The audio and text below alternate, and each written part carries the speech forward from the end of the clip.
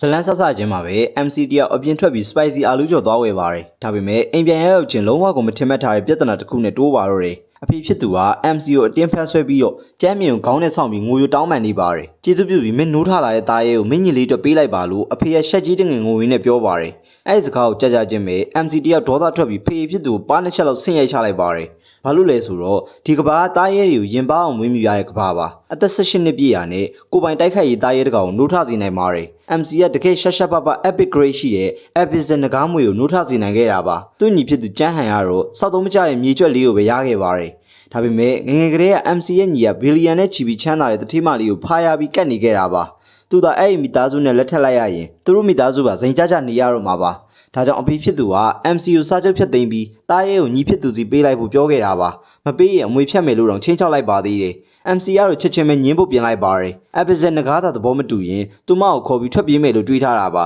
ဒါပေမဲ့တကယ်လက်တွေ့မှာတော့အဲ့ဒီငကားမွေရပါ MC ရဲ့ညီစီကိုသွားပြီးခေါင်းငုံသွားလိမ့်မယ်လို့ဘယ်သူမှထင်ထားမှာမဟုတ်ပါဘူးကျမမြင့်မြတ်တဲ့ငကားပါချမ်းသာတဲ့မိန်းမကိုရတော့မယ်ရှင့်ညီလိုလူမျိုးမှကျမနဲ့ထိုက်တန်တာပါလို့အဲ့ဒီငကားမွေရခက်ရည်ရဲမဲ့ပြောချလိုက်ပါတယ်သူမရဲ့မူလသခင်ဖြစ်တဲ့ MC ကိုပတ်ဆက်မရှိရင်ထွက်သွားဖို့ပြောချင်နေတဲ့သဘောပါ MC လည်းဒေါသထွက်ပြီးရီမောလိုက်ပါတယ်မင်းတို့နှစ်ယောက်လုံးအဲ့လောက်တော့လိုချင်နေရလားကောင်းပြီလေငါကိုယ်တိုင်ပေးလိုက်မယ်လို့ပြောလိုက်တော့သခင်နဲ့တာရဲကြားစာချုပ်ကျိုးကပြတ်တောက်သွားပါတော့တယ်စာချုပ်ဖြစ်သိမ်းလိုက်တာရာသက်ပံထိခိုက်မှုတွေဖြစ်သွားစေနိုင်ပါတယ်ပြီးရနဲ့ MC ရဲ့ခေါင်းထဲမှာကွဲထွက်မတက်နာကျင်မှုတွေခံစားလိုက်ရပါတယ်ဒါပေမဲ့ကိုယ့်သခင်ကိုပြန်သစ္စာဖောက်တဲ့ကောင် MC ကလည်းလုံးဝဂရုမစိုက်ပါဘူးနာကျင်မှုကိုကြိတ်မိတ်ခံပြီးမတက်ရက်ဖို့အတွက် MC စူးစမ်းလိုက်ပါတယ်မျက်လုံးတွေဝေဝါးနေချိန်မှာတော့အဖေဖြစ်သူပြေးဝင်လာတာကိုမြင်လိုက်ရပါတယ်ဘက်လိုက်တက်တဲ့အဖေတယောက်အခုတော့နောင်တရသွားပြီလို့ MC ထင်လိုက်ပါတယ်ဒါပေမဲ့လက်တွေ့ရတော့တကယ်ကိုစောက်တလွဲပါပဲသူ့အဖေကငကားစီကနေ Peace Call ကိုအတင်းလူယူပြီး MC ရဲ့ညီဖြစ်သူရင်ဘတ်ထဲကိုရိုက်ထည့်လိုက်ပါတယ်ပြီးတော့သခင်ရဲ့ကြေးကျွန်းစာချုပ်အသစ်ကိုချုပ်ဆိုပေးလိုက်ပါတယ်ညီဖြစ်သူကတော့အရန်နေစိတ်လို့ရှာပြီးအောင်ပွဲခံရီမောနေပါတော့တယ်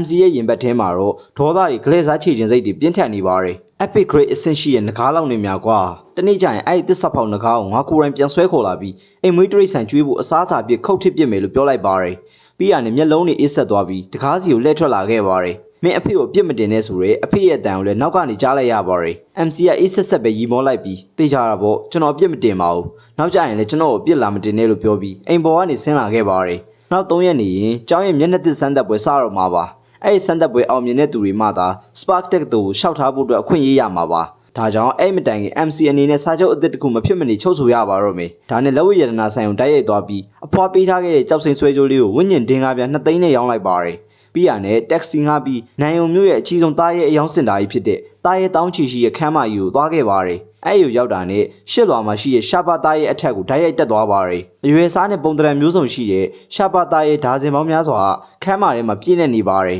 ်ဒါပေမဲ့အောက်ကိုငုံကြည့်လိုက်တော့အကွက်တိုင်းမှာဝိညာဉ်တင်းက9သိန်းလို့ဈေးတက်ထားပါတယ်ဆေးပေါင်းမွန်ဝန်ဘလီတကောင်ဆိုရင်8သိန်းလောက်ရှိကြပါ MC တယောက်သူ့လက်ထဲကဒင်းကားပြ2သိန်းကိုတင်းတင်းကြပ်ကြပ်ဆုပ်ကန်ရင်းနဲ့နှာခေါင်းကိုပုတ်တက်လိုက်ပါတယ်ဒီချက်ပုတ်တက်တာတွေများရှိသေးလားလို့အယောင်ကိုယ်စားလှယ်ကောင်မလေးတယောက်ကိုတားပြီးမေးလိုက်ပါတယ်ကောင်မလေးက MC ကိုနည်းနည်းလေးတောင်အထင်သေးတဲ့ပုံမပြပဲခေါင်းခါလိုက်ပြီးစိတ်ရှိလက်ရှိရှင်းပြပါတယ်ဒါက rare grade သားရဲတွေကြီးပဲရှိတာပါပိုတက်တာလို့ရှင်တော့ excellent grade အထက်ကိုဆင်းကြည့်မှပဲရပါလိမ့်မယ်လို့ပြန်ဖြေလိုက်ပါတယ်ရှာပါသားရဲတွေရဲ့ဈေးတွေကိုကြည့်ပြီး MC ရဲ့မျက်နှာပေါ်ကစိတ်ပြတ်သွားတဲ့အမူအရာကိုဖုံးကွယ်ထားလို့မရခဲ့ပါဘူးဒါပေမဲ့အဲ့ဒီအချိန်မှာပဲအယောင်ကောင်မလေးကဒါပေမဲ့မြေအောက်ခန်းထဲမှာတော့ထိခိုက်ဒဏ်ရာရထားတဲ့သားရဲတချို့ရှိပါတယ်ဈေးကအများကြီးပိုတက်တာပေမဲ့အည်သွေးလက်တိကျဖို့ပုံညံ့မာလိမ့်မယ်လို့ပြောပြီးစကားလမ်းကြောင်းလွှဲပေးလိုက်ပါတယ်လက်ထဲမှာဒင်းကား2သိန်းပဲရှိရဲ့ MC အတွက်ဒါဟာတစ်ခုတည်းသောအခွင့်အရေးဖြစ်နေပါတယ်အဲ့ကိုခေါ်သွားပေးပါဆိုပြီးမြေအောက်တူလောင်ယုံစီကိုဆင်းလာခဲ့ပါတယ်အောက်ထက်ကလေတူကဆွတ်ဆွတ်ပြီးအေးဆက်နေပါတယ်တန်ကြီးတက်နေတဲ့တန်လောင်အိမ်တွေကလည်းနေရာအနှံ့ပြန့်ကျဲနေရပါပဲ MC ကလှောင်အိမ်နေကြတဲ့ရှောက်သွားရင်အထက်ကသားရဲတွေကိုလိုက်ကြည့်နေခဲ့ပါတယ်ကောင်းတဲ့ကောင်ဆိုလို့တကောင်မှမရှိပါဘူးအကုန်လုံးကစုပ်ပြတ်တက်နေတဲ့ကောင်တွေကြီးပါပဲ MC စိတ်ထဲကျလာရင်းနဲ့ပဲထောင်းတနေရာလှောင်အိမ်တစ်ခုကိုသွားတွေ့လိုက်ပါတယ်အဲ့လှောင်အိမ်ထဲကိုတစ်ချက်လေးလှမ်းကြည့်လိုက်ရုံနဲ့တင် system ကနေစာသားတွေအများကြီးက MC ရဲ့အမြင်အာရုံထဲမှာပြည့်နေသွားပါတယ်လှောင်အိမ်ထဲမှာတော့လက်ဖွားရွယ်စားလောက်ပဲရှိတဲ့လက်ကလေးတစ်ကောင်ရှိနေပါတယ် MC ကိုမြင်တော့လက်ကလေးကသူ့ခေါင်းကိုမနေရုံးကန်ပြီးမော့ကြည့်လာပါတယ်မျက်လုံးချင်းဆုံလိုက်တာနဲ့အဲ့လက်ကလေးဘလောက်တောင်အသေးအတန်အသက်ရှင်ကျင်နေလဲတောင်းဆိုနေလဲဆိုတော့ MC ကခံစားလိုက်ရပါတယ်နာမည်ကကံကြမ္မာအရေးခွင်ရေးလက်စွမ်းရည်ရရှာပါအဆင့်ဒီလက်ကလေးမှာဆင့်ကဲပြောင်းလဲနိုင်တဲ့လမ်းပေါင်း26ခုတိတိရှိနေပါတယ်အဲ့ဒီအထဲမှာဒန်နာအီလာဝိညာဉ်လက်အသက်ဝင်နေတဲ့နှကားလိတ်နဲ့ဒန်နာအီလာ Evisel Frost ရှန်ဝူအဲ့ဒါတွေပါနေပါတယ်ဒါအမြင်တော့ MC တယောက်အသက်ကိုပြင်းပြင်းရှူလိုက်ပါတယ်ဒါလောက်များပြားတဲ့ evolution လမ်းကြောင်းတွေရှိတဲ့တာရဲမျိုးကိုသူတစ်ခါမှမမြင်ဘူးခဲ့ပါဘူးရုပ်တရက် MC တယောက်မှင်တက်သွားပါတယ် သူ့ရဲ့အကြည့်တွေကအဆုံးသက်လမ်းကြောင်းစီမှာရက်တန့်သွားပါရယ် Legendary Frostbrain Asian ရွှံဝူဒါငါသိကြတဲ့တကယ်ရွှံဝူများလား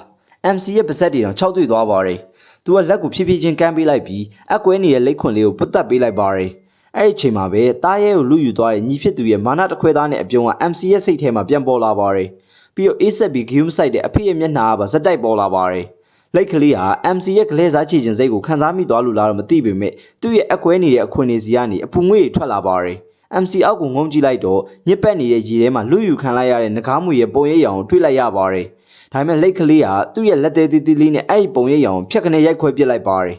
MC ရဲ့မျက်လုံးထဲမှာကျေးဇူးတင်တဲ့အရေးရောင်တွေပြည့်နေသွားပါရယ်ဒါလို့ဆိုမှတော့ကျန်းဟန်ရဲ့ငကားမွေကိုမင်းရဲ့ပထမဆုံးနင်းချရမယ့်ကောင်လေးနဲ့ငါတို့သုံးကြတာပေါ့လို့ပြောလိုက်ပါရယ်ရွှံဝူအဖြစ်ပေါင်းဆက်ခြင်းလုပ်ဖို့အတွက်လိုအပ်တဲ့နောက်ထပ်သားရဲတစ်ကောင်ကရေအေးမွေဆိုတဲ့ Cool Water Snake ပါခံကောင်းကျင်တော့မြေအောက်ခံထဲမှာဒဏ်ရာရနေတဲ့ရေအေးမွေတစ်ကောင်ရှိနေပါတယ်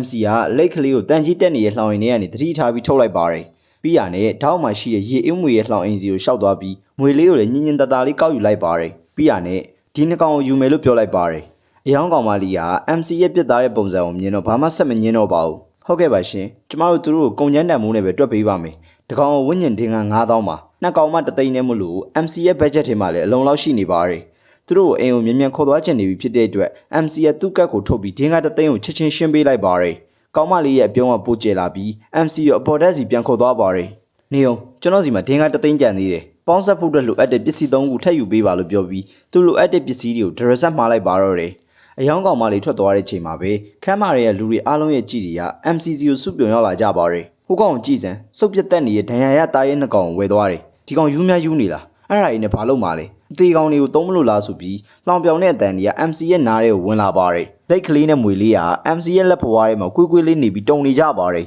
ပတ်ဝန်းကျင်ကအထင်သေးတဲ့စကားတွေကြောင့်ရှက်ရွံ့မှုဝမ်းနည်းမှုတွေနဲ့တိတ်တိတ်လေးရှိုက်ငုံနေကြတာပါသူတို့လေးတုံရီနေတာကို MC ခံစားလိုက်ရပြီးအတင်းအဖျင်းပြောနေတဲ့ကောင်တွေကိုအေးဆက်ဆက်အကြည့်နဲ့ကြည့်လိုက်ပါတယ်အဲ့ဒီစောက်ယူပြီးပြောတာနားမထောင်နဲ့မင်းတို့ကအမိုက်မဟုတ်ဘူးငါမင်းတို့ကိုရွေးချယ်ခဲ့တာမင်းတို့ကဒီကဘာပေါ်မှာငါ့အတွက်အကောင်းဆုံးလက်တွဲဖို့နှစ်ကောင်ဖြစ်လို့ပဲလို့ MC ကပြက်ပြက်သားသားပြောလိုက်ပါတယ်တာရဲလေးနှစ်ကောင်ကမယုံနိုင်တဲ့မျက်လုံးလေးတွေနဲ့ MC ကိုဖြည်းဖြည်းချင်းမောကြည့်လိုက်ပါတယ် MC ကသူ့လက်ထဲကကောင်လေးတွေကိုပြန်ငုံကြည့်ပြီးခေါင်းချင်းပြလိုက်ပါတယ်အဲ့ဒီအချိန်မှာပဲအယောင်ကောင်မလေးရဲ့တစ်တာသုံးလုံးကင်ပြီးရောက်လာပါတယ်ဒါကပေါင်းဆက်ခြင်းအတွက်ပစ္စည်းတွေပါဆိုပြီးပြောလိုက်ပါတယ်အဲ့ဒီမှာတင် MC ရဲ့အကောင့်တွေကနောက်ဆုံးကျန်တဲ့ဒင်းကတသိန်းနဲ့ကုန်သွားပါတော့တယ် MC လည်းပစ္စည်းတွေကိုယူပြီးတားရဲတောင်းချီခမ်းမတွေကနေထွက်လာခဲ့ပါတယ်ဟိုတယ်ကန်းကိုပြန်ရောက်တာနဲ့ MC ကလိုက်ကာတွေကိုတင်းတင်းကြပ်ကြပ်ပိတ်ချလိုက်ပါတယ်ဖြူရှင်းလုပ်တဲ့အချိန်မှာဘာတွေဖြစ်လာမလဲဆိုတာသူလုံးဝမသိသေးပါဘူးပြီးတော့ဒီလိုယူသွစရာကောင်းတဲ့ကိစ္စမျိုးကိုတခြားဘယ်သူမှမြင်သွားလို့မဖြစ်ပါဘူးအခုမင်းတို့ကိုပို့ပြီးအစွမ်းထက်လာအောင်လုပ်ပေးမယ်နည်းနည်းတော့နာကျင်ရလိမ့်မယ်အရန်ဆိုးရလာရင်ငါ့ကိုပြောပါငါရက်တက်မှုနီးလန်းရှာပေးမယ်လို့သတိပေးလိုက်ပါတယ်ခေါင်းသေးသေးလေးနှစ်ခုကနားလဲရဆိုပြီးခေါင်းချင်းပြကြပါတယ်သူတို့ရဲ့စိတ်ထဲမှာတော့တည်သွားမယ်ဆိုရင်တော့ခံနိုင်ရှိအောင်တောက်ခံထားမယ်လို့ကြိမ်ဆူထားကြတာပါသူတို့ရဲ့သဘောကောင်းတဲ့သခင်ကိုကာကွယ်ပေးနိုင်ဖို့အတွက်သူတို့စွမ်းအားရည်လိုချင်နေကြပါပြီ MC ကတစ်တာသုံးလုံးကိုဖွင့်ပြီးပေါင်းဆက်ဖို့အတွက်လိုအပ်တဲ့ပစ္စည်းတွေကိုထုတ်ယူလိုက်ပါတယ် Avicitus Crown Sticks Water နဲ့ Levers Not တို့ပါပဲပေါင်းဆက်ခြင်းဖြစ်စဉ်ကအံ့ဩစရာကောင်းလောက်ချောချောမွေ့မွေ့နဲ့ပြီးဆုံးသွားပါတယ်ဒါပေမဲ့ပေါင်းဆက်တဲ့နာကျင်မှုကအရန်ပြင်းထန်လွန်းလို့အကောင်လေးနှစ်ကောင်လုံးသတိလစ်သွားကြပါတယ်အဲဒီလောက်နာကျင်နေရတောင်းသူတို့က MC ကိုတစ်ချိန်လေးတောင်အော်ဟစ်အကူအညီမတောင်းခဲ့ကြပါဘူးသူတို့ကိုကြည့်ရင် MC ရဲ့ရင်ထဲမှာလည်းစွန့်နစ်သွားရပါတယ်နောက်တစ်ခါဒီလောက်ထိအတင်းတောင်းခံမနေနဲ့မင်းတို့ပို့ပြီးမတန်မာလာရင်တော့ငါမင်းတို့ကိုဆက်ပြီးစောက်ရှောက်သွားမှာပါလို့ MC ကဂရိပေးလိုက်ပါတယ်အဲ့ဒီအချိန်မှာရုတ်တရက်ရွှေရောင်အလင်းတိုင်းတစ်ခုကသူတို့ကိုရစ်ပတ်သွားပြီးအခန်းထဲမှာပေါက်ကွဲထွက်သွားပါတယ်မျက်စိနဲ့မမြင်နိုင်တဲ့တုံခါမှုလိုင်းတွေကနေရန်တွေကိုဖောက်ထွက်ပြီးကောင်းကင်ရံကိုထိုးတက်သွားပါတယ်ကံကောင်းတာက MC ကအခန်းထဲကအကွဲချောင်းမှန်သမျှကိုကြိုပိတ်ထားလို့အပြင်ကဘသူမှချက်ချင်းသတိမထားမိလိုက်ပါဘူးဒါပေမဲ့တစ်ဖက်မှာတော့နိုင်ယုံမျိုးရဲ့မျိုးစားအိမ်တော်မှာမျိုးစားမင်းစုထင်လန်ဟာမြို့နားမှာအစ်စ်ပွင့်လာတဲ့ကပအကွဲချောင်းအကြောင်းကိုအစည်းအဝေးလုပ်နေပါတယ်ဒီပြဿနာကသူတို့ကိုခေါင်းကိုက်အောင်လုပ်နေတာလောက်ဝက်လောက်ရှိနေပါပြီသူမစကားပြောဖို့ပါဇက်ဟလိုက်တဲ့ချိန်မှာပဲကျေလောင်တဲ့ပောက်ကွဲတန်ကြီးထွက်ပေါ်လာပြီးအစည်းအဝေးစပွဲပေါ်မှာအကွဲချောင်းကြီးတစ်ခုဖြစ်သွားပါတော့တယ်သူမကပြတင်းပေါက်ကနေမြို့ဘက်ကိုလှမ်းကြည့်လိုက်တာနဲ့မြင့်မြတ်တဲ့ရွှေရောင်အရှိန်ဝါကြီးကိုမြင်လိုက်ရပါတယ်သူမဒီလိုမျိုးတစ်ခါမှမမြင်ဘူးခဲ့ပါဘူးဒီလိုဖြစ်ရတာအကြောင်းရင်းနှစ်ခုကြောင့်ဖြစ်နိုင်ပါတယ်အရန်ကြောက်စရာကောင်းတဲ့ကပအကွဲချောင်းကြီးပွင့်သွားတာဒါမှမဟုတ်ဒန်နာအီလာ Legendary Great အဆင့်သားရဲတကောင်မွေးဖွားလာတာပဲဖြစ်ပါလိမ့်မယ်ဒုတိယအချက်ကိုသူမချက်ချင်းပဲပယ်ဖျက်လိုက်ပါတယ် Legendary သားရဲတကောင်ပေါ်လာရဲဆိုတာ2000ကြီးကြာတဲ့အထိဘယ်သူမှမကြားဘူးခဲ့ပါဘူးအဆောင်နေနိုင်ယုံမျိုးပက်ပက်လေကကဘာငယ်အကွဲချောင်းတွေအားလုံးအခုချက်ချင်းသွားစစ်ဆေးကြလို့သူမအလောတကြီးအမိန့်ပေးလိုက်ပါတော့တယ်ဟိုတယ်ခန်းထဲမှာတော့ရွှေရောင်အလင်းတိုင်းရဲ့တဖြည်းဖြည်းမိမ့်မိန်သွားပါတယ် MC ကလက်လေးနဲ့မွေလေးကိုအမြန်သွားကြည့်လိုက်တော့သူတို့ရဲ့ခန္ဓာကိုယ်တွေလုံးဝပြောင်းလဲသွားတာကိုတွေ့လိုက်ရပါတယ် အရင်ကလက်ဖွားရွယ်လောက်ပဲရှိတဲ့ကံကြမ္မာအခွင့်အရေးလိတ်လေးဟာအခုဆိုရင်အရင်ကထက်2ဆလောက်ကြီးလာပြီးဇလုံးတစ်လုံးစာအရွယ်စာဖြစ်နေပါပြီသူ့ရဲ့အခွင့်ပေါ်ကအကွဲချောင်းတွေအားလုံးပျောက်ကင်းသွားပြီးရေခဲရောင်အပြာနုရောင်အလွှာတွေနဲ့ဖုံးအုပ်နေပါတယ်ရေအေးမွေလေးမှာတော့ခေါင်းပေါ်မှာရေခဲရွှေရောင်အဖူလေးတစ်ခုထွက်လာပြီးခန္ဓာကိုယ်က1 မီတာလောက်ထိရှည်ထွက်လာပါတယ်သူ့ရဲ့အမဲရောင်အမီးကလည်းလိတ်ခွန်ကော်နဲ့ကတ်ထားသလိုတင်းတင်းကြပ်ကြပ်ရစ်ပတ်ထားပါတယ်သူတို့တတိလက်နေတုံးဆိုတာမြင်တော့ MC တယောက်တက်ပြင်းရှည်ကြီးချလိုက်ပြီးအချက်လက်အစ်စ်တွေကိုအမြန်ဖွင့်ကြည့်လိုက်ပါတယ်လိတ်ကလေးရဲ့နာမည်ကတကယ်ပဲ MC ထင်သားသလို Frostbane Asian ရွှံဦးဒန်နာရီလက်ရွှံဦးဖြစ်နေပြီး Great ကလည်း Legendary Great ပါသူကတကယ်ဒန်နာရီလက်ရွှံဦးဖြစ်သွားတာပဲလို့တွေးရင် MC တယောက်အံ့ဩသွားပါတယ်နှလုံးခုန်တန်တွေလည်းမြန်လာပါတယ် Legendary အဆင့်ဆိုတာ TV ထဲမှာပဲသူမြင်ဘူးခဲ့တာပါအခုတော့သူ့ရှိတက်မှာရောက်နေပါပြီဒီကောင်လေးနဲ့ရှင်လိုက်ရင်သူ့ရဲ့အရင် Avison ကားမွေဆိုတာဘာမှမဟုတ်တော့ပါဘူးမင်းညာအဖြစ်ပြက်တွေက MC ခေါင်းထဲမှာပြန်ပေါ်လာပါတယ်မနေ့ပြန်မျက်နှာသစ်စမ်းသက်ပွဲစပြီးချမ်းဟိုင်အကူကြီးကအတိုးလေးနဲ့အရင်လာကောက်လို့အပြစ်မတင်နဲ့နော်လို့ MC ရဲ့စိတ်ထဲကနေတွေးလိုက်ပါတယ်မကြခင်မှာပဲစမ်းသက်ပွဲနေ့ကိုရောက်လာပါတယ်နိုင်ရုံအထက်တန်းကျောင်းရဲ့စမ်းသက်ပွဲကွင်းပြင်အဝဝမှာလူတွေကြိတ်ကြိတ်တို့စီကားနေပါတယ်ကျောင်းသားတွေကသူတို့ဘလူသားရဲတွေကိုနှူထစေခဲ့လဲဆိုတော့နှိုင်းရှင်စိတ်လှုပ်ရှားနေကြပါတယ်အားလုံးကစမ်းသက်ပွဲမှာအသက်ရှင်ဖို့အစွမ်းထက်တဲ့အသင်းပေါ်တွေကိုလိုက်ရှာနေကြတာပါ MC အဲ့ကိုရောက်ချင်းမှာပဲအရင်ရင်းနှီးနေတဲ့လူတယောက်ကိုတွေ့လိုက်ရပါတယ်သူ့ညီကျန်းဟန်ကသူနဲ့ဆိတ်ဆက်ထားတဲ့လင်းရချင်းကိုဖတ်ထားပြီးရီမောနေပါတယ်သူတို့ခေါင်းပေါ်မှာတော့ Avison ငကားမွေကြီးကမာနတခွဲသားနဲ့ဝဲနေပါတယ်ကျောင်းသားတအုပ်ကလည်းသူတို့ကိုဝိုင်းရံပြီးဖားရနေကြတာပါ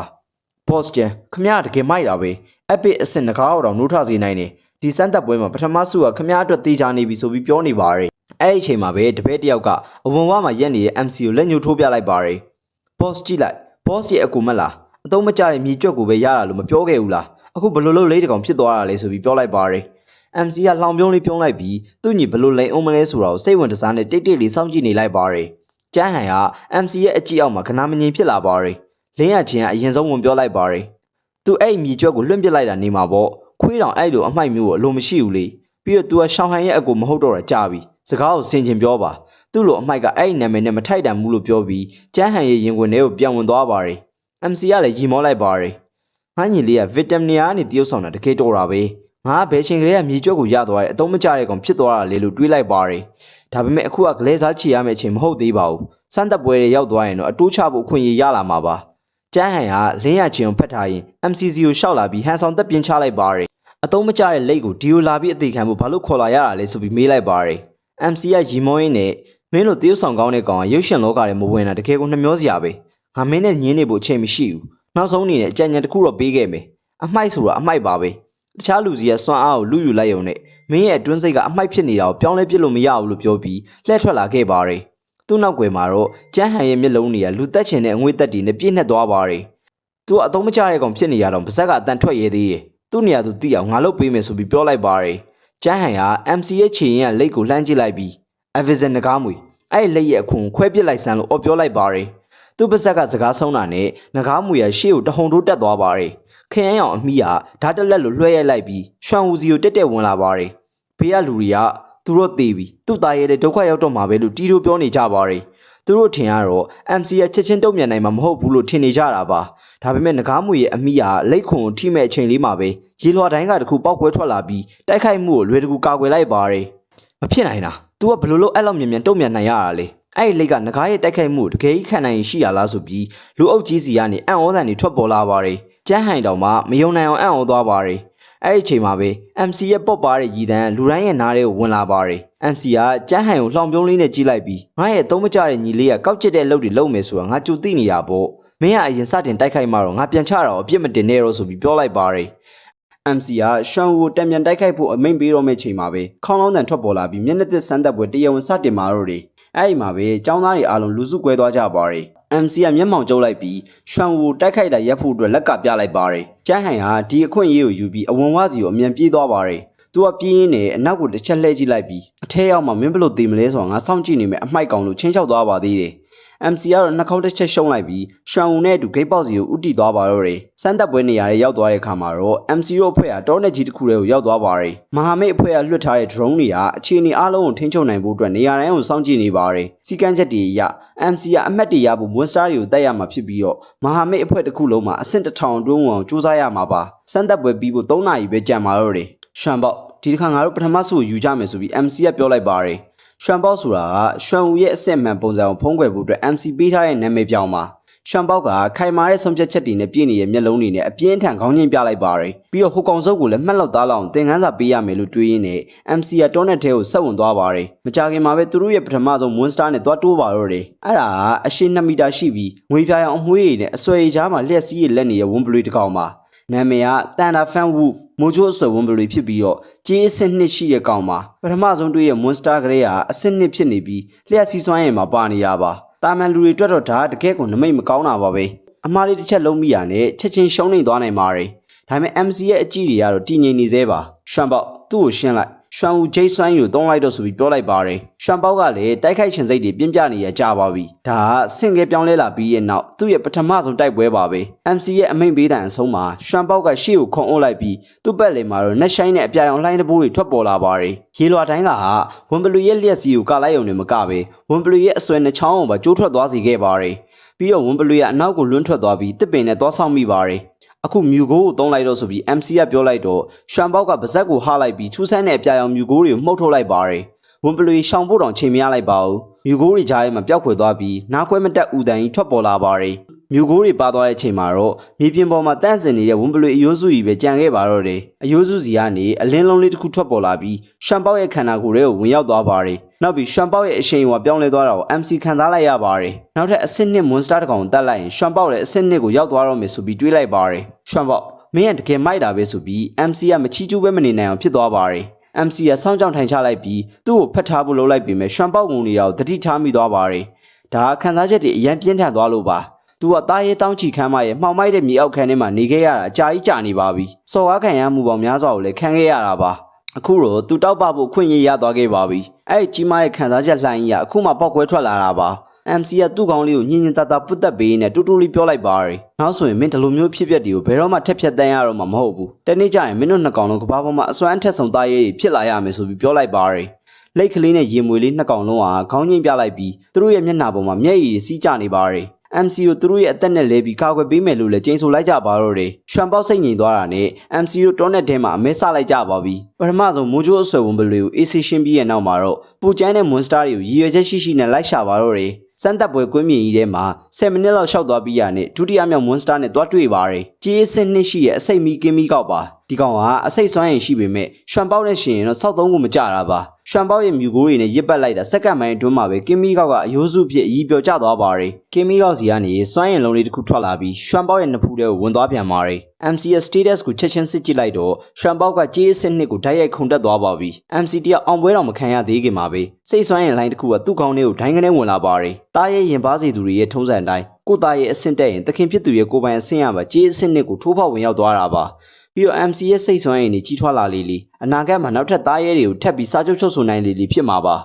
MC ကပြုံးဖြီးဖြီးနဲ့ရွှမ်ပေါက်ရဲ့ခေါင်းကိုပုတ်တက်ပေးလိုက်ပါတယ်အဲ့နောက် MC နဲ့ရွှမ်ပေါက်တို့နှစ်ကောင်သားတောနဲ့ထဲမှာအဆင့်မြင့်ဘလူးတွေကိုသွေးယူသွေးတန်းလိုက်ရှာကြပါတော့တယ်1 star ဖြစ်ဖြစ်2 star ဖြစ်ဖြစ်အရေးမကြီးပါဘူးတွေးသမျှဘလူးမှန်သမျှမျိုးတုံးအောင်ရှင်းပစ်တာပါဒါကြောင့် MC ရဲ့အမှတ်တွေကအပေါ်ကိုထိုးတက်သွားပါတယ်တခြားတစ်ဖက်မှာတော့နန်ယုံအထက်တန်းကျောင်းရဲ့စောင့်ကြည့်ရေးခန်းထဲကိုရောက်သွားပါတယ်ဆရာဝူရန်တယောက်ဟာမဟာမိတ်အဖွဲ့ရဲ့ဌာနချုပ်စီကိုကင်မရာမှတ်တမ်းတွေပို့ပေးနေတော့သူ့အနောက်ကနေခြေတံတွေကြားလိုက်ရပါတယ်ကျောင်းအုပ်ကြီးလျူအောင်ရောက်လာတာပါကျောင်းအုပ်ကြီးကအမှတ်စင်းပုတ်ကြီးကိုစိုက်ကြည့်ပြီးငါတို့ကျောင်းသားဘယ်နှစ်ယောက်ထိတ်ဆုံးတစ်ထောင်နဲ့ဝင်လဲလို့မေးလိုက်ပါတယ်ဆရာဝူရန်ကခေါင်းခါလိုက်ပြီးဒီနှစ်အတုပ်ကမနစ်ကထက်ပိုဆိုးတယ်အမှတ်စင်းထဲမှာငါတို့ကျောင်းက3ယောက်ပဲပါတယ်လို့ဖြေလိုက်ပါတယ်ကျောင်းအုပ်ကြီးတက်ပြင်းချလိုက်ပါတယ်ဆရာဝူရန်ဆက်ပြီး epic grade ရထားတဲ့ကျန်းဟန်ရပဲအမှတ်1000လောက်နဲ့ထိတ်ဆုံး200အဆင့်တွေကိုအနိုင်နိုင်ဝင်သွားတာပါကျန်တဲ့2ယောက်ကတော့အဆင့်800ကျော်မှာပိတ်မိနေရလို့ရှင်းပြလိုက်ပါတယ်ကျောင်းအုပ်ကြီးကစိတ်ပြက်လက်ပြက်နဲ့ထက်ခေါင်းခါလိုက်ပြန်ပါတယ်မဟာမိတ်ဖွဲ့တစ်ခုလုံးရဲ့အခြေအနေကဒီနှစ်တော့တော်တော်လေးကိုရင်းရိုင်နေပုံပဲအမှတ်1000ကျော်တဲ့ကျောင်းသား200တော့မပြည့်ဘူးဒီတိုင်းဆိုရင်တော့ငါတို့တွေ subscribe မျိုးနွယ်စုကိုထက်ရှုံးရအောင်မယ်နှစ်ပဲလို့ပြောလိုက်ပါတော့တယ်ဆရာဝူရန်လည်းတက်ပြင်းချရင်မဟာမိတ်အဖွဲ့သာထက်ရှုံးရင်ဒါနဲ့ဆို17နှစ်ဇက်တိုက်ရှုံးတာပဲလို့ပြောလိုက်ပါတယ်သူကလှည့်ထွက်ပြီးမှတ်တမ်းတွေကိုဆက်စီစဉ်မှုပြင်လိုက်တဲ့ချိန်လေးမှာပဲအမှတ်စင်းပုတ်ရဲ့အောက်ဆုံးမှာနာမည်အသစ်တစ်ခုဖြတ်ခနဲပေါ်လာပါတယ်နိုင်ယုံထက်တန်းကျောင်းကျန်းလင်းဆိုတာ MC ရဲ့နာမည်ပါပဲဆရာဝူရန်ပြောလိုက်ပြီးကျောင်းအုပ်ကြီးကိုလှမ်းပြောဖို့လုပ်လိုက်ပါတယ်ဒါပေမဲ့အဲ့ဒီနာမည်ကဒုံးမြန်တစ်စင်းလို့အပေါ်ဒိုင်းကနေထိုးတက်သွားပါတယ်မျက်တောင်တစ်ခက်အတွင်းမှာပဲအဆင့်900ကိုရောက်သွားတာပါကျောင်းအုပ်ကြီးဒီမှာကြည့်လိုက်ပါဦးထွက်သွားဖို့ပြင်နေတဲ့ကျောင်းအုပ်ကြီးလှူအောင်လှည့်ကြည့်လိုက်ပါတယ်အချိန်ခဏလေးတွန်းမှာပဲ MC ရဲ့နာမည်ကအဆင့်100အထိထိုးဖောက်ပြီးရောက်ရှိသွားပါပြီပြီးတော့ရက်လဲရက်မသွားပါဘူးနာမည်နောက်ကအမှတ်တွေကလည်းယူသွတ်နေတဲ့အတိုင်းဆက်တက်နေပြီးအမှတ်2000ကိုပါကျော်သွားပါပြီသူ သူများရဲ့နိုင်နိုင်ရှာနေရတဲ့အမှတ်တွေကသူ့စီမှာရေပုတ်ပွက်ဆူသလိုတက်နေတာပါ။ကျောင်းအောင်ကြီးလူရောင်က MC ရဲ့နာမည်ကိုမှင်တက်ပြီးစိုက်ကြည့်နေမိပါတယ်။သူ့ရဲ့အမှတ်တွေကဘယ်လိုလုပ်ဒီလောက်မြန်မြန်တက်နေရတာလဲဆိုပြီးတွေးလိုက်ပါတယ်။ဆရာဝီယန်ရဲ့ပထမဆုံးတွေးရတော့စနစ်ချွတ်ယွင်းသွားတာဖြစ်မယ်လို့ထင်လိုက်တာပါ။ Epic Grade ရထားတဲ့ကျန်းဟန်တောင်မှာအမှတ်1000ကျော်လေးပဲရှိသေးတာ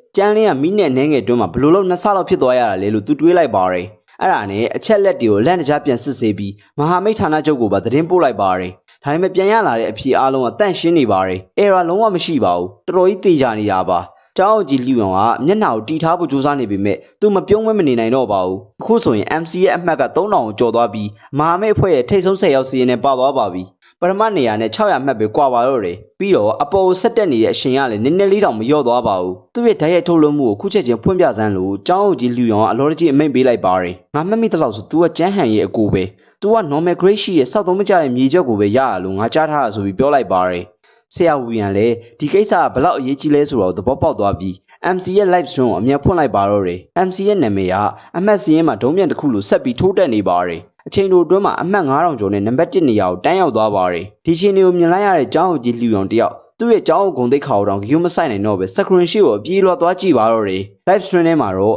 MC ကသူ့ဘရက်ရွှံဝူနဲ့အတူတောနက်ထဲကိုပို့ပြီးဝင်နေတာကိုတွေ့လိုက်ရပါတယ်။တေချာကြည့်လိုက်မယ်ဆိုရင်သူတို့နှစ်ကောင်လုံးကကြေးအဆင့်လေးကိုတောင်ရောက်နေကြပါပြီ။ရွှံပေါက်ရှေ့မှာအဆင့်6 monster ရှိနေရဆိုတော့တေချာရဲ့လားလို့အမော်တကောဖြစ်နေတဲ့ MC ကလှမ်းမိလိုက်ပါတယ်။ရွှံဝူကခိုင်မာတဲ့ဆုံးဖြတ်ချက်တွေအပြည့်ပါတဲ့မျက်လုံးတွေနဲ့ခေါင်းငိမ့်ပြလိုက်ပါတယ်။စမ်းသက်ပွဲပြီးဖို့နိုင်ဝက်ပဲကြံတော့တယ်။အဆင့်6ကတကယ်ပဲဘယ်လောက်တောင်တန်ပါလဲဆိုတာငါတို့သွားစမ်းကြည့်ကြတာပို့ဆိုပြီးပြောလိုက်ပါတယ်။10မိနစ်လောက်ကြာတဲ့အခါမှာတော့သူတို့ကကြေးအဆင့်6 monster တစ်ကောင်တကယ်ပဲရှာတွေ့သွားပါတယ်။အဲ့ဒါကစူးကကြော်ကုံဝက်ဝင်ကြီးပါ။ကြေးအဆင့်6သူ့ရဲ့အေယာမအညိုမဲအောင်ခန္ဓာကိုယ်ကြီးစီကနေထွက်ပေါ်နေတဲ့ရှိန်ဝါကိုခန်းစားမိလိုက်တာနဲ့တင်ဒီကောင်ကအရင်ကတွေးခဲ့ပူတဲ့အောက်ခြေအဆင့်ကောင်တွေနဲ့လုံးဝမတူဘူးဆိုတာ MC ချက်ချင်းရိပ်မိလိုက်ပါတယ်။တကယ်လို့များရွှံဝူသာအဆင့်5ဖြစ်နေရင် MC သိပ်ပြီးစိတ်ပူနေမှာမဟုတ်ပါဘူး။ဒါပေမဲ့အခုကအဆင့်4ပဲရှိသေးပြီးဘောဝင်ထက်အဆင့်2ဆင့်အောင်နှိမ့်နေတာပါ။ပိုဆိုးတာကအဲ့ဒီနေရာမှာ MC တို့ပဲရှိနေတာမဟုတ်ပါဘူး။ဘောဝင်ကြီးရဲ့ PR အောက်မှာလူ9ယောက်ပါတဲ့အဖွဲ့တစ်ဖွဲ့ကကြောက်လန့်တကြားနဲ့တလှမ်းချင်းအနောက်ကိုစုပ်နေရပါတယ်။တိတ်မကြခင်မှာပဲအဲ့ဒီအဖွဲ့ကချောင်းဆက်ကိုကတ်သွားပြီးသွားစရာလည်းမရှိတော့ပါဘူး။ Boss Jan ငါတို့တော့တေးရတော့မှလားလို့အသင်းပေါ်တယောက်ကအတန်တုံတုံရီနဲ့မေးလိုက်ပါတယ်။ဘာလို့ကြောက်နေရလဲ။အဲ့ဒီကောင်အားကုန်နေပြီ။ရှစ်ဆက်သွားလိုအပ်ရင်သူ့ကိုအင်အားကုန်ခန်းသွားအောင်ဝင်လုံးပစ်ဆိုပြီးကျန်းဟန်ကအသင်းပေါ်တယောက်ကိုအတင်းဆွဲပြီးဝက်ဝင်ရှိကိုတွန်းပို့လိုက်ပါတော့တယ်။ MC ကဒီရုပ်ပြစင်းပြအဖြစ်ပြက်ဒီအားလုံးနောက်ွယ်ကနေတိတ်တိတ်လေးစောင့်ကြည့်နေပါတယ်။သူ့ရဲ့မှတ်ညံနေထဲမှာတော့သူ့ညီကျန်းဟန်ဆိုတာအမြဲတမ်းဒီလိုကောင်မျိုးပါပဲ။ကိုချိုးစီးပွားနဲ့ပတ်သက်လာရင်ဘသူသေးသေးငတေမာရင်ပြီးရောဆိုရစောက်ချိုးမျိုးရှိရဲ့ကောင်ပါ။ချိန်ခိုက်ပင်ငါညီလေးလို့ MC ကလှောင်ပြုံးလေးပြုံးလိုက်ပြီးသူတို့ဘာဆက်လုပ်မလဲဆိုတာကိုနည်းနည်းလောက်ဆက်ဆောင်ကြည့်ဖို့ဆုံးဖြတ်လိုက်ပါတယ်။ကျန်းဟန်တွင်းထုတ်လိုက်တဲ့အသင်းပေါ်ကကြောက်လန့်တကြားနောက်ဆုတ်ဖို့ကြိုးစားပေမဲ့သူ့အနောက်မှာ Avizan နဂါးမွေကြီးကပိတ်ဆို့ထားလိုက်ပါတယ်။စူးကကြောကုံဝက်ဝင်ကြီးကလည်းတုံဆိုင်မနေပါဘူး။ဒေါသတကြီးနဲ့လက်သေးတစ်ချက်လွှဲရိုက်လိုက်ပါတယ်။ပြီးတော့အဲ့လူသွေးရိုင်နဲ့လဲကြပြီးပွဲချင်းပြီးအသက်ထွက်သွားပါတော့တယ်။ကျန်းဟန်တယောက်ကို့အသင်းပေါ်တယောက်လိုမျက်စိရှိမှသေသွားတာတော့နည်းနည်းလေးမှအပြစ်ရှိသိမခံစားရပါဘူး။သူကနောက်ထပ်အသင်းပေါ်တယောက်ကိုထပ်လန်းဆွဲပြီးဝက်ဝင်စီကိုပြစ်ပေါက်လိုက်ပြန်ပါတယ်။မင်းအလှဲပဲသွားပြီးအဲ့ကောင်အင်အားကောင်ကိုသွားလို့ဆန်လို့အော်ပြောလိုက်ပါတယ်။အဲ့လူတုံ့ပြန်မှုအချိန်တော်မရလိုက်ပဲဝက်ဝင်ရှိကိုရောက်သွားပါတယ်။သူ့ရဲ့နောက်ဆုံးထွက်သက်မှာသူ့ရဲ့နီနီရဲ့မျက်လုံးတွေနဲ့ကျန်းဟန်မင်းကတကယ်ခွေးကောင်မဲလို့ဟစ်အော်ချိန်ဆဲသွားပါတယ်။ကျန်းဟန်ကတော့လုံးဝဂီးမဆိုင်ပါဘူး။နောက်ဆုံးကြံတဲ့အသင်းပေါ်ကိုပါဝက်ဝင်စီဆက်လွှင့်ပစ်လိုက်ပါတယ်။ပြီးတော့သူနဲ့လင်းရချင်းထွက်ပြေးလို့ရအောင်ငကားမွေကိုပါဝက်ဝင်ကြီးကိုဝင်ထိတ်ချုပ်ထားဖို့အတွက်မျက်စိနဲ့ချက်ပြလိုက်ပါတော့တယ်။ဝက်ဝင်ကြီးကသူ့ရှိရောက်လာတဲ့လူကိုတခါတည်းဆုံးသက်ပစ်ဖို့စူးရီအပြစ်ပါတဲ့လက်သေးကြီးနဲ့အားရပါရလွှဲရိုက်လိုက်ပါတယ်။ဒါပေမဲ့ဝက်ဝင်ကြီးရဲ့တိုက်ခိုက်မှုကရုတ်တရက်နှေးကွေးသွားပါတယ်။ဝက်ဝင်ကြီးဘာဖြစ်သွားမှန်းတော့မသိလိုက်ခင်မှာပဲတစီတရေလိုအပြာရောင်မြူကိုးလိုင်းတစ်ခုကဝက်ဝင်ကြီးကိုတကိုယ်လုံးဝါမြူသွားပါတော့တယ်။မြူကိုးတွေကြားထဲကနေနာကျင်စွာအဟစ်တန်ကြီးတွေထွက်ပေါ်လာပါတယ်။မြူကိုးတွေကုံသွားတာနဲ့အေယာမစူးကကြော်ကုံဝက်ဝင်ကြီးကအယိုးစုဘဝကိုတန်းရောက်သွားပါတယ်။ဒီမြင်ကွန်းကိုကြည့်ပြီးကျန်းဟန်တယောက်လုံးဝကိုကြောင်အသွားပါတယ်။သူကလင်းရချင်းကိုဆွဲပြီးထွက်ပြေးဖို့ကြိုးစားပေမဲ့သူ့ကိုယ်သူလှုပ်လို့မရတော့တာကိုထိတ်လန့်တကြားတွေးလိုက်ရပါတယ်။ဟေ့ညီလေးငါတို့ထပ်တွေ့ပြန်ပြီနော်လို့ပြောလိုက်တဲ့ MCC ကနေလှောင်ပြောင်တဲ့အတန်တွေထွက်လာပါတယ်။ကျန်းဟန်ကမျက်လုံးတွေပြူပြီးအတန်လာရကိုလှည့်ကြည့်လိုက်ပါတယ်။ MC ကပြုံးစီစီမျက်နှာထားနဲ့ကျန်းဟန်ရဲ့ပါးကိုခက်ရွရွပုတ်လိုက်ပြီးဘာလဲခုတော့ကိုယ့်ရဲ့အကိုကြီးကိုတော့မခေါ်နိုင်တော့ဘူးလားလို့လှမ်းမိလိုက်ပါတယ်။တစ်ချိန်တည်းမှာပဲဝက်ဝင်ရဲ့အလောင်းစီကနေအလင်းလုံးလေးတစ်ခုထွက်လာပြီးရွှံဝူရဲ့နဖူးထဲကိုဝင်ရောက်သွားပါတယ်။ရွှံပေါက်ကကြေးအဆင့်9ကိုဓာတ်ရိုက်ခုန်တက်သွားပါပြီ။တကယ်ကိုယူရှင်စရာကောင်းတဲ့ level up နှုံးပါပဲ။အဆင့်တက်သွားတာနဲ့ရွှံပေါက်ရဲ့ Avizan C crash သွမ်းရည်နဲ့ PR ကလည်းပိုပြီးကြီးမားလာပါတယ်။ကျန်းဟန်ကသူ့ကြောပေါ်ကလေးချိန်တွေထပ်ပြီးတိုးလာတာကိုခံစားလိုက်ရပြီးလင်းရချင်းကတော့အဲ့ဒီ PR အောက်မှာမြေကြီးပေါ်ပြပြဝတ်ကိုလဲကျသွားပါပြီ။ ကြည့်ရတာတော်တော်ခြေနဲ့ဆရာကောင်းပါတယ်ကျန်းဟန်ရဲ့မျက်လုံးတငယ်အိမ်ကြီးကျုံသွားပြီးခုချိန်သူ့မျက်လုံးထဲမှာတော့ MC ကတကယ်နှဆိုးတစ်ကောင်လိုဖြစ်နေပါပြီတေစမ်းတရေဘောကြောင်တဲ့ကောင်လို့ကျန်းဟန်ကဟင်းအောင်လိုက်ပါတယ်ပြပြဆူဆူနဲ့သူ့ရဲ့ Avizin ငကားမွေအမိရရိုက်ခတ်သွားပြီး Shadow Strangle စွမ်းရည်နဲ့ MCC ကိုတိုက်ရိုက်ပြေးဝင်လာပါတယ်ဒီကောင်ကတကယ်ကိုအသေးတက်ဖို့လုပ်တာပါဒါပေမဲ့ MC ကိုမထိခင်လေးမှာပဲရွှန်ပေါက်ရဲ့ရွှန်ဟူဒိုမင်းကပွန့်ထွက်လာပြီးအဲ့ဒီတိုက်ခိုက်မှုကိုအေးဆက်ဆက်နဲ့လွယ်လွယ်ကူကူပဲကာကွယ်လိုက်ပါတယ် MC ရဲ့မျက်လုံးတွေအေးဆက်သွားပါတယ်မင်းကတကယ်ကိုလက်မတွန့်မှုမကြမ်းဟန်ခုနနောက်ဆုံးတိုက်ကွက်က MC ကိုတကယ်တက်ဖို့ရည်ရွယ်ထားတာဆိုတော့ MC သိလိုက်ပါတယ် MC ကအသက်ပြင်းပြင်းတစ်ချက်ရှူလိုက်ပြီးဒေါသတကြီးနဲ့ကြမ်းဟန်ကိုမြေကြီးပေါ်ဒိုင်းကနေကန်ချလိုက်ပါတယ်ပြီးတော့သူ့မျက်နှာပေါ်ဖက်နဲ့တက်နင်းထားလိုက်ပါတယ်ငါတို့တွေဒီလိုဆုံးသက်သွားလိမ့်မယ်လို့မင်းတွေးဘူးလားတခါတလေကြာရင်မင်းတည်သွားတာကိုငါတကယ်မြင်ချင်မိရဲ့ဆိုပြီး MC ကပြောလိုက်ပါတယ်ကျန်းဟန်ကတေမင်းနဲ့ဒီလောက်နီးကပ်တာကိုတခါမှမကြုံဘူးခဲ့ပါဘူးသူ့မျက်လုံးတွေထဲမှာအကြောက်တရားတွေပြည့်နေပြီးအတန်နေတောင်တုန်နေပါတယ်အဲ့လိတ်ကဘလို့လို့ဒီလောက်တောင်စွမ်းထက်နေရတာလေဒါကစမ်းသက်ပွဲနေရလေမင်းငါ့ကိုတတ်လို့မရဘူးဆိုပြီးအော်ဟစ်နေပါတော့တယ်စိတ်အေးထားပါငါမင်းကိုမတတ်ပါဘူးလို့ MC ကပြောလိုက်ပါတယ်ပြီးရနဲ့သူ့ခြေထောက်ကိုဖဲလိုက်ပြီးရွှန်ဝူရဲ့စွမ်းအောက်မှာဖိနှိပ်ခံထားရတဲ့တစ်ဆက်ဖောက်ငကားမွေစီကိုအေးဆက်ဆက်လှမ်းကြည့်လိုက်ပါတော့တယ်